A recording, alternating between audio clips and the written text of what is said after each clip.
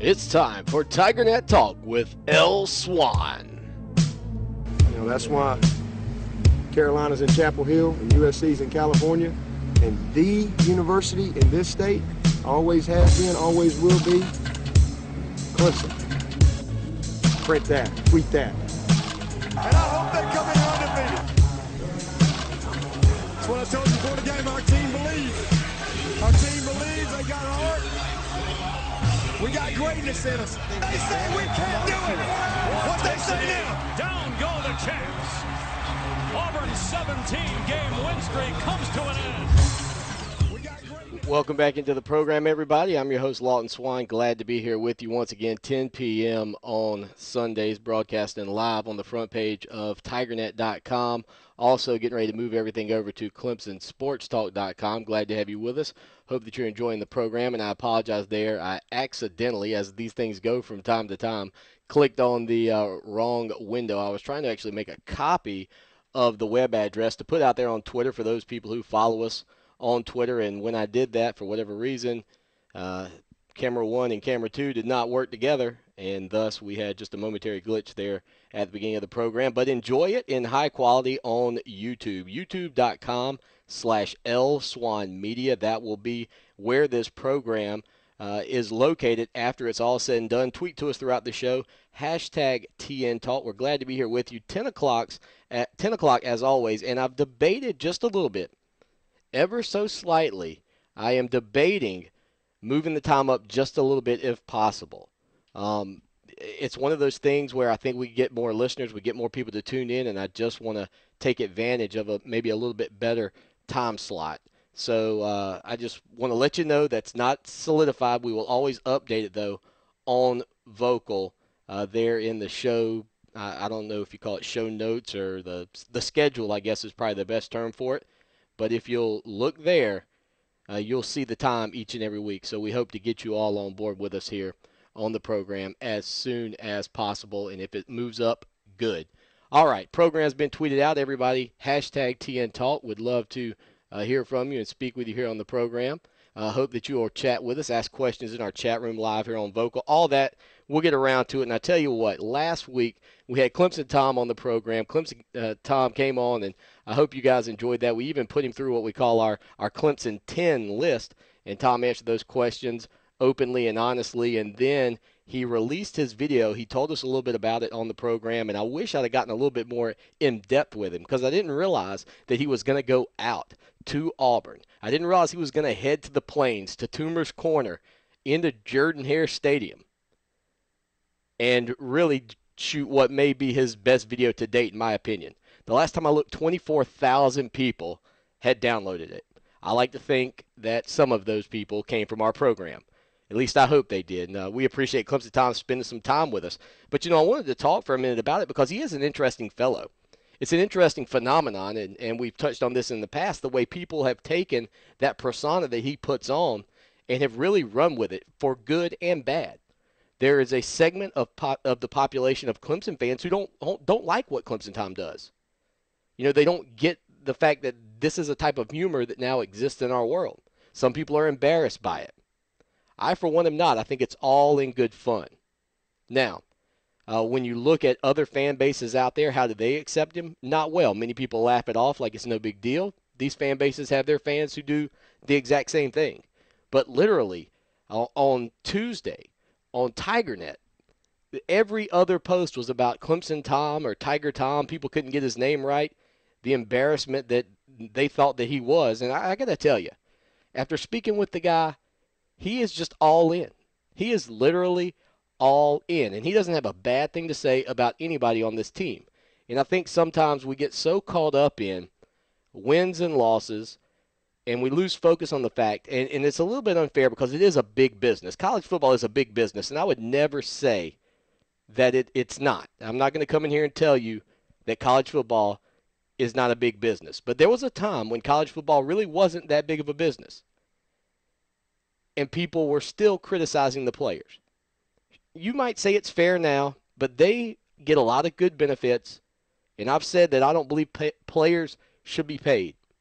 But ultimately, they still are just that, collegiate athletes. And we need to at least consider that fact before we throw every stone at these guys if they don't come away from a game in Atlanta, from a game in Tallahassee with a win, from maybe some other games throughout the season. You know, if they come up a little bit short in that critical moment in the ball game, I think the fans who throw these kids under the bus, you know, really need to reevaluate their priorities just a little bit. And I'm not telling you not to be a big fan. I'm not telling you not to be, a big money donor and live with every moment of Clemson Tiger sports. I'm right there with you. I'm in the boat. I'm in the boat. But my thing is, don't bail out on these guys. If you were bailing on them when they were down by 14 points to Auburn at home last year, like I said after that program, just stay home. Just stay home. I'm not interested in your excuses for why you want to rip 18 to 22-year-old kids, really. I just found out that you get to be 26 now in America and still be on your parents' insurance. That's a long time. 26? Wow. I mean, these are kids, people. And they're going to make mistakes. They're not professional players. And they make a lot of money, and they take advantage of the situation. They get on Twitter, and they do these things that kids do, college kids do. Fortunately, Clemson's banned that and really put the team put that to rest more than anything, which is great. But I certainly feel like, all in all, the thing you've got to consider when you talk about Clemson, Tom, is outside of what you perceive to be the bad things that he might bring towards what people might think a Clemson fan is Clemson Tom a bad fan? Absolutely not.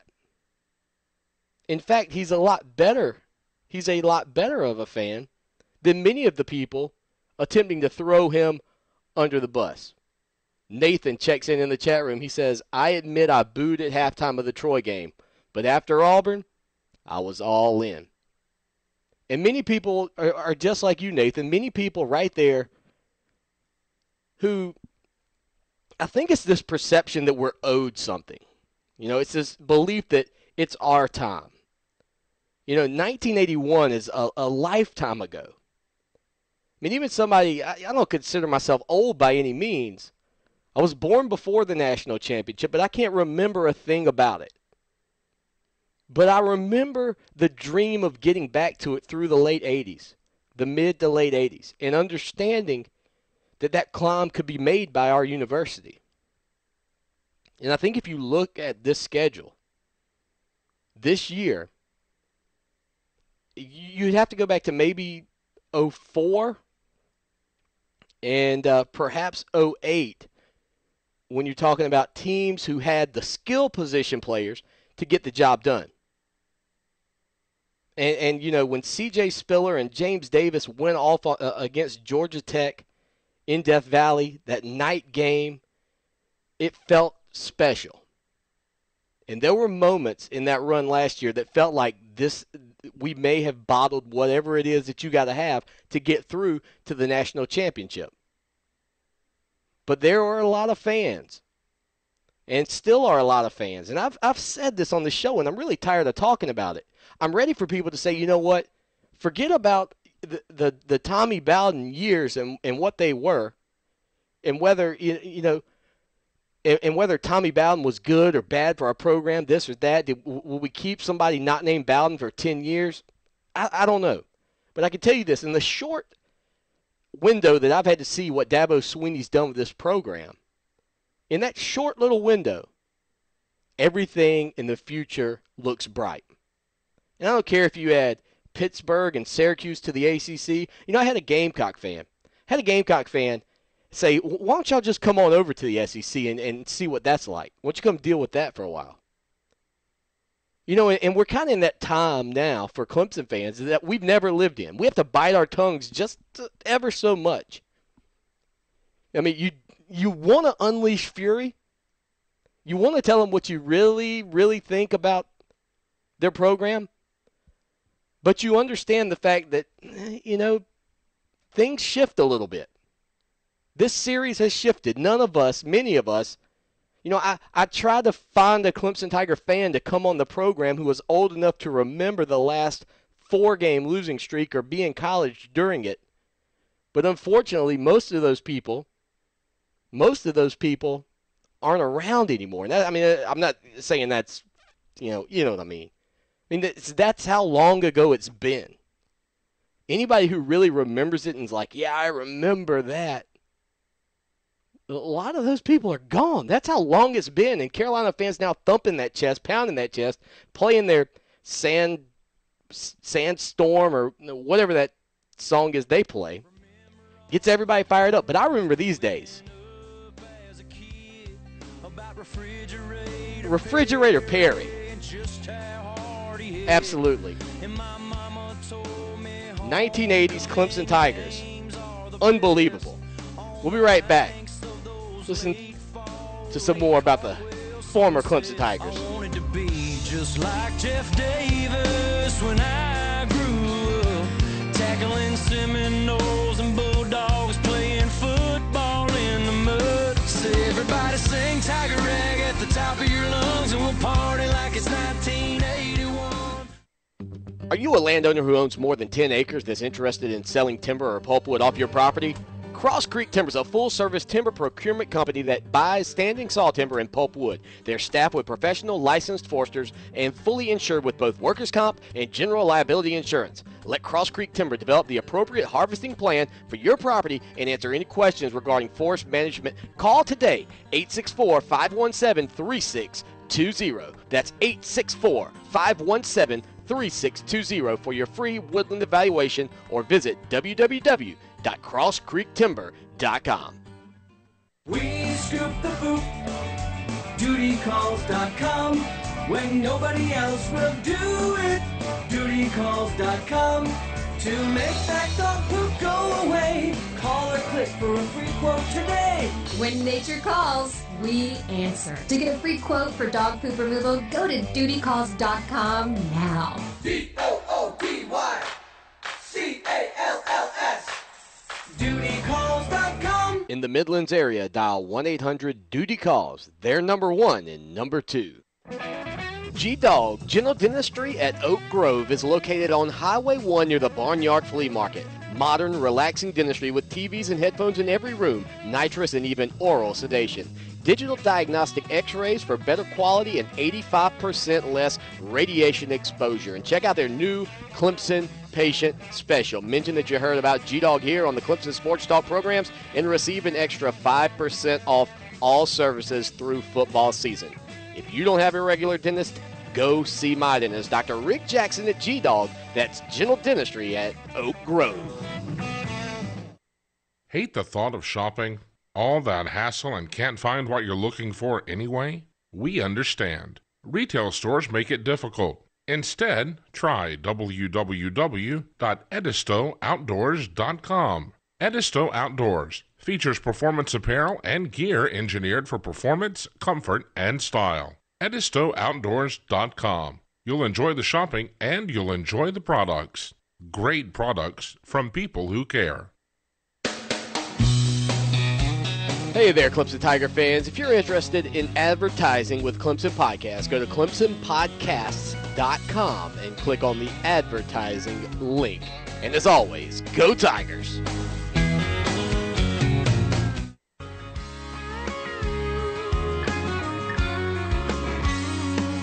Thought I'd grow up and I'd settle down. There was 10,000 girls up in Tiger Town, and it was heaven to me. Welcome back into TigerNet Talk. I used to sneak downtown with my fake ID and watch Doug McCormick rock TDs on a Friday. You guys know that it was actually El Swan rocking TDs on a Tuesday night back in the day, the 14th semester plan. That's how we did it. Anyway, I'm your host, Lawton Swan. Glad to be here with you live once again, front page of TigerNet. Appreciate our sponsors coming on board. Things are going great with that. If you've got a business, if you want to be a part of the program, please reach out to us, Clemson81@gmail.com. We'll get you everything you need. We'll get it in your hands almost instantly. It's as close to instant as it can possibly be.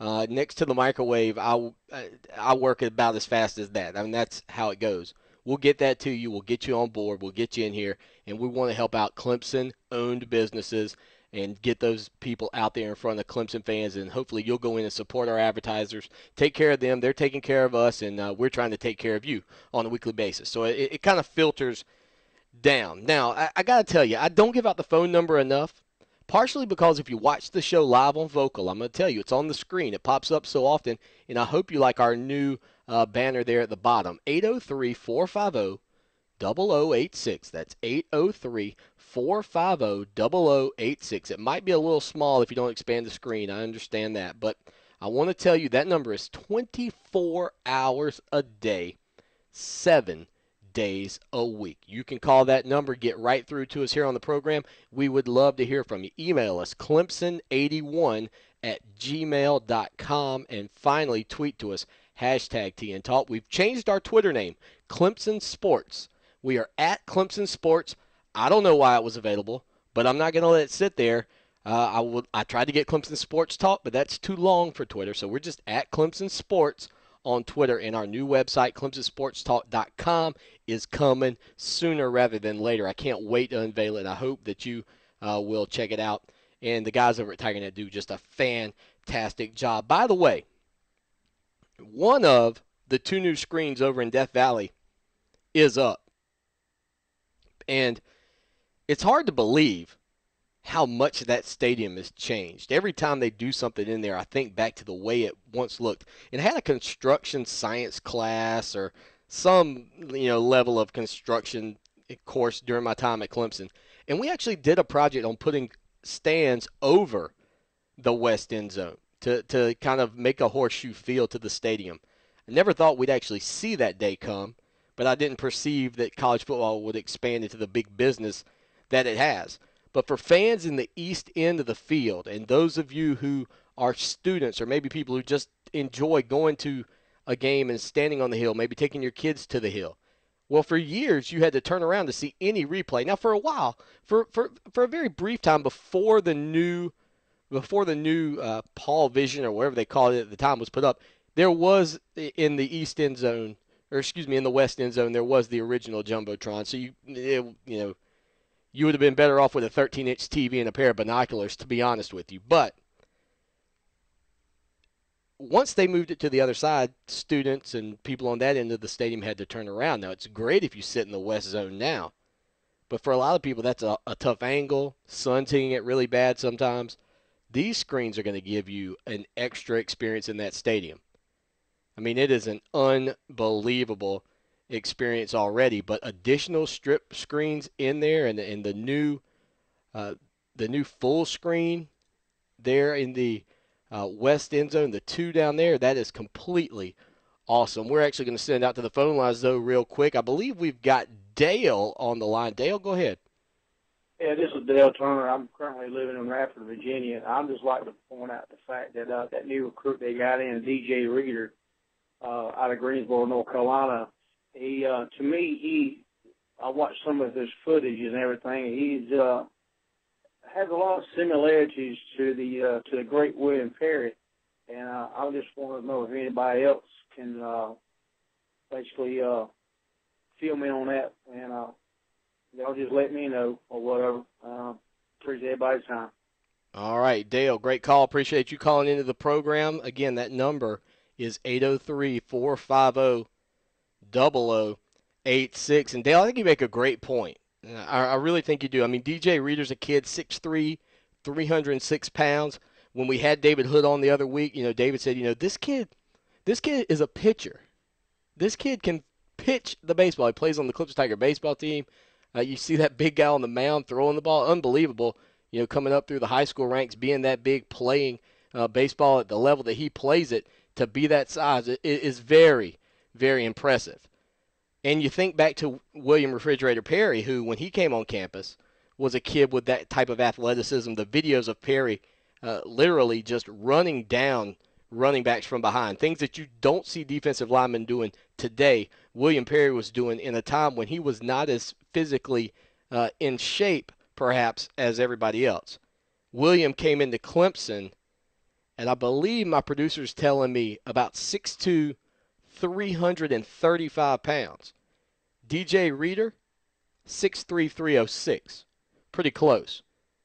So, I mean, you're in skill set. William Perry, now I never saw it with my own eyes, but it was always said, and we've probably got some people who were on campus at Clemson during the time that could tell you, William Perry could stand flat-footed under a basket with 335 pounds of hamburgers and whatever else in his system and slam dunk a basketball.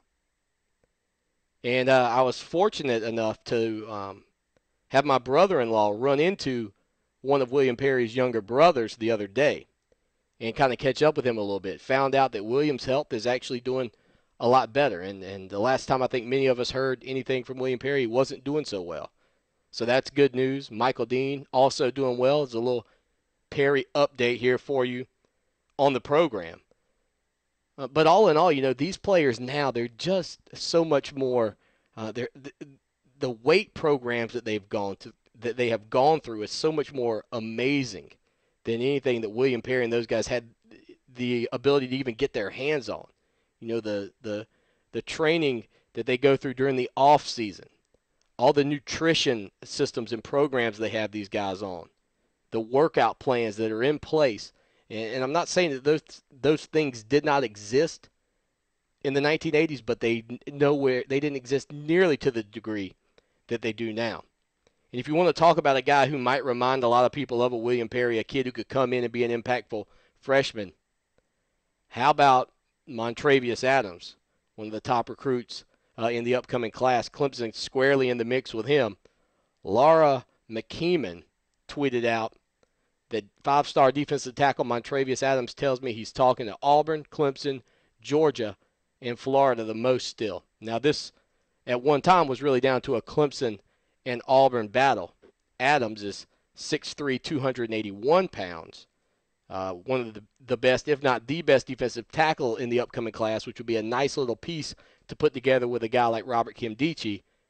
But on the disappointing side, I think, for Clemson fans right now, is that when you look at the final statement of what he said, he says that Trooper Taylor, who's the lead recruiter down there for the Auburn Tigers, is his favorite coach.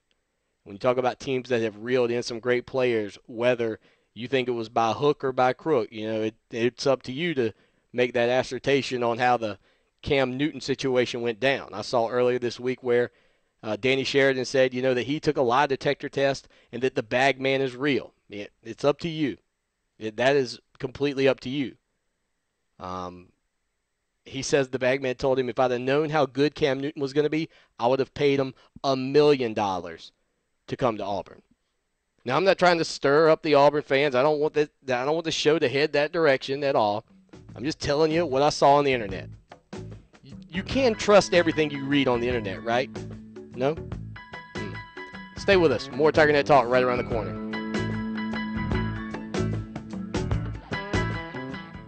Blake Austin of South Carolina Farm Bureau is an insurance agent you can count on to meet all your needs. Home, auto, health, life, you name it, Blake's got you covered, and he can save you on your yearly rates. Call him now for a free quote, 803-259-5008. That's 803-259-5008. Or just go to ClemsonSportsTalk.com and click on the Farm Bureau logo to be connected to Blake. Do like I do and work with the best agent around, and you can tweet that. Do you need land management, habitat improvements with an emphasis on hardwoods? Contact Thomas Forestry. They're conveniently located at 576 Riverland Drive, Suite A in Charleston, South Carolina. Joseph W. Thomas and Thomas Forestry have been maintaining renewable resources since 1977. Call now to discuss your options with Joe. 843-735-3993. That's 843-735-3993. Hate the thought of shopping? All that hassle and can't find what you're looking for anyway? We understand. Retail stores make it difficult. Instead, try www.edistooutdoors.com. Edisto Outdoors features performance apparel and gear engineered for performance, comfort, and style. EdistoOutdoors.com. You'll enjoy the shopping and you'll enjoy the products. Great products from people who care.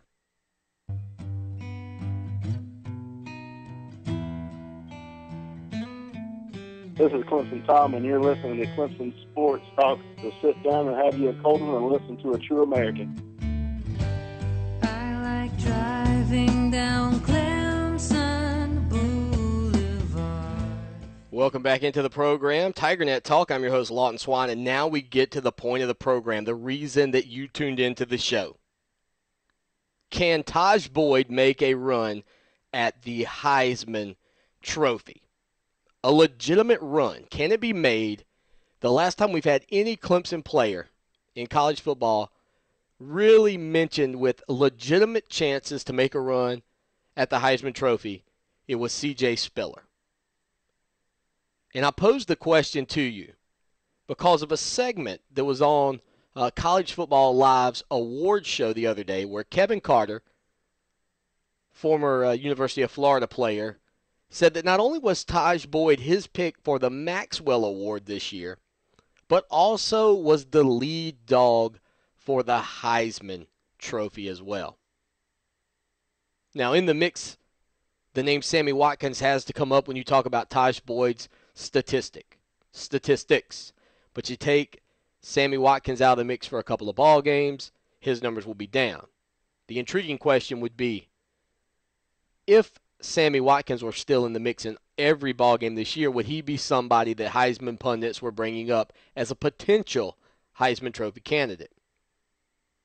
Now, Kevin Carter said that Sammy Watkins was the most electrifying wide receiver in all of college football. Now, I'd like to know what you think. Does Taj Boyd, if you're in the chat room right now, let's just take a poll of the chat room. If you're in there right now and you believe that Taj Boyd has a legitimate shot at the Heisman Trophy, go ahead and let us know. I'd love to hear what you have to think. I've got some pros and some cons on this. I think the first thing you need to look at are the numbers of some of the recent Heisman Trophy winners who were quarterbacks. I think that's where your first estimation comes in. Now, I give you that there is going to be the opportunity or the chance that someone out there surpasses any number Taj Boyd could put up. Taj Boyd could throw for 5,000 yards. But if somebody throws for 5,001 and has a better season, you might could say that guy's going to get the Heisman Trophy. And I don't think anybody's throwing for 5,000 yards. I'm just making up the scenario. Last year's Heisman Trophy winner, Robert Griffin III, he was 291 for 402. He threw for 4,293 yards. Now, you and I both know the type season that Taj Boyd had last year. Taj Boyd, though, attempted more passes, completed more passes for about 400 less yards, 3,828. 37 touchdowns for Griffin, 33 touchdowns for Boyd. 6 picks for Griffin, 12 for Boyd. So right there you kind of get a measurement that Taj Boyd's going to have a year where he doesn't have games like he had against North Carolina State, where he doesn't have games like he had against a team like Wake Forest where he underperformed. Also the Georgia Tech game, especially early.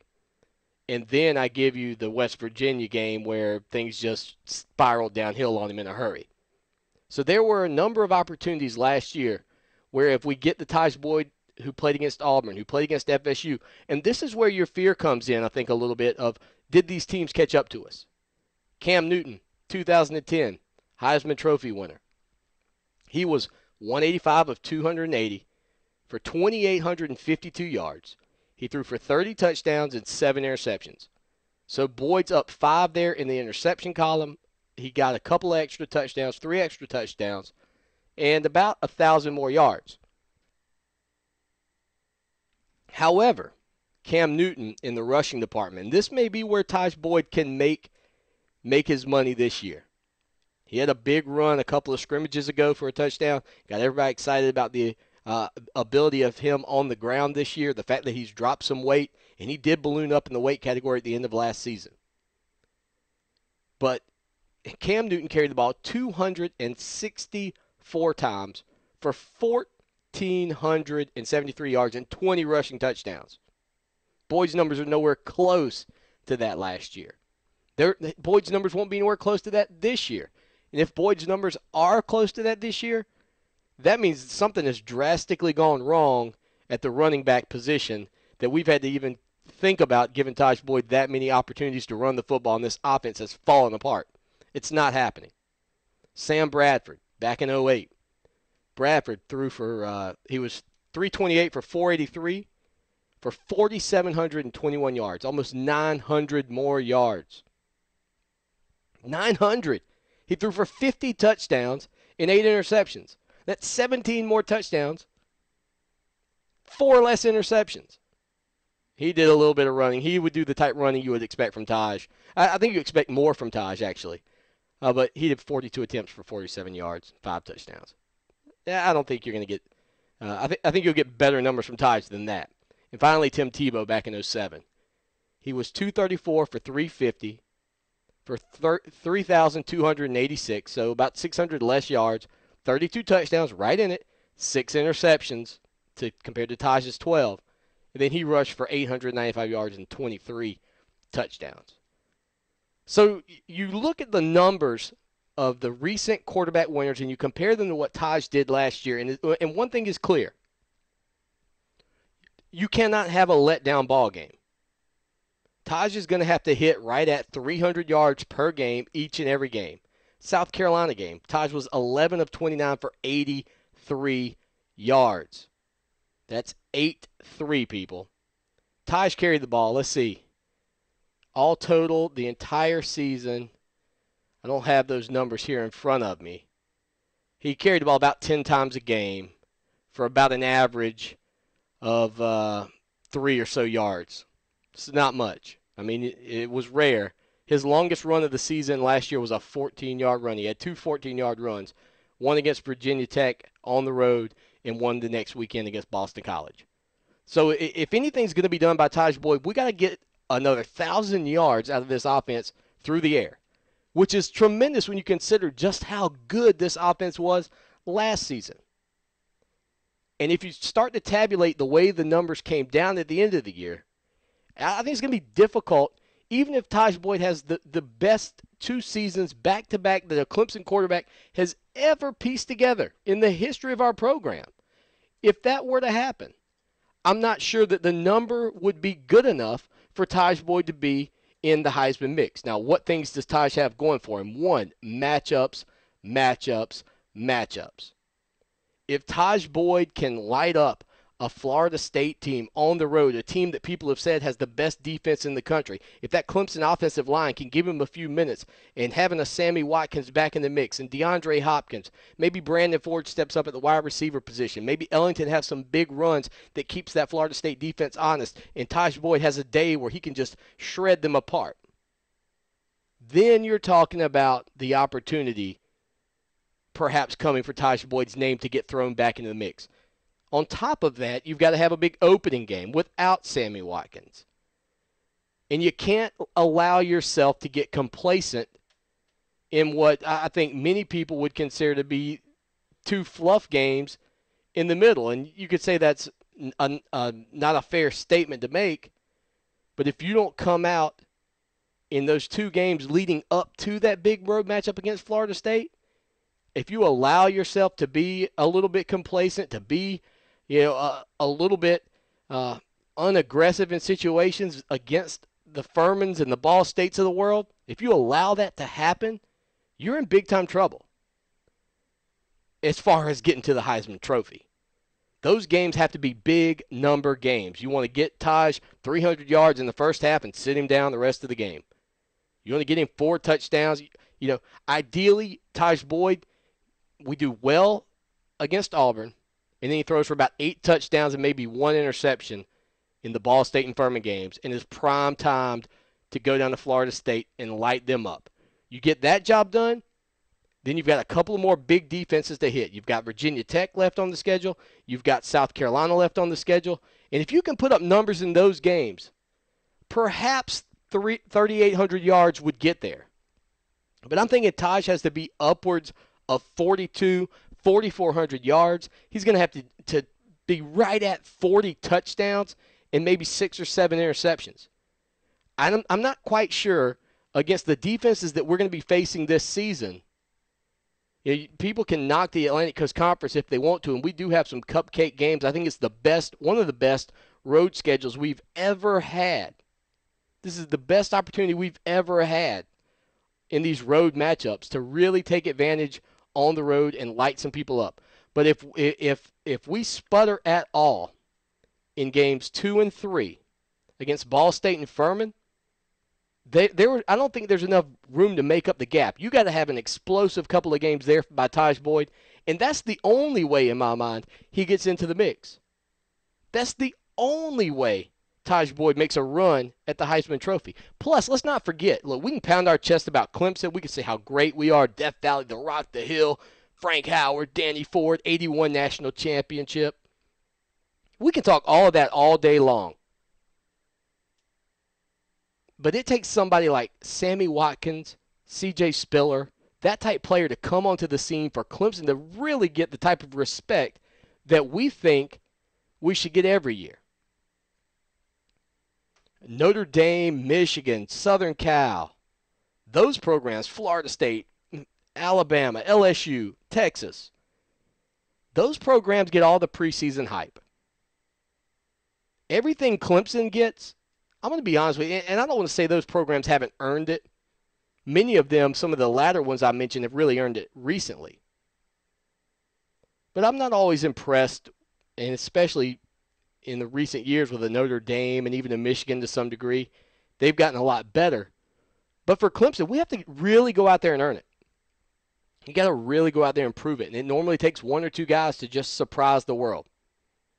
So if I had to sit down with Mr. Kevin Carter over at ESPN and tell him my assessment of if Clemson and Taj Boyd can find a way to get Boyd to New York City for the Heisman Trophy presentation, I think that's squarely a possibility that does exist. I think when you look at the quarterbacks in the country, I think when you look at the way the season ended last year for Boyd, I think he's hungry. I think he wants to be the guy again. Leadership, all those qualities that you want at the top of your program, I think Taj Boyd's got them. And even though year 2 for Clemson quarterbacks in recent years has been a slump season, it's a chance for him to have another great year. If he threw up numbers identical to the ones he had last season this year coming up, I'd be a little disappointed. I'll be honest with you. I think Taj Boyd has more in him. But does he have enough to win the Heisman Trophy? Clemson Tiger fans, I don't want to be the guy to burst your bubble. But I think that mountain is a little bit too hard to climb at this point.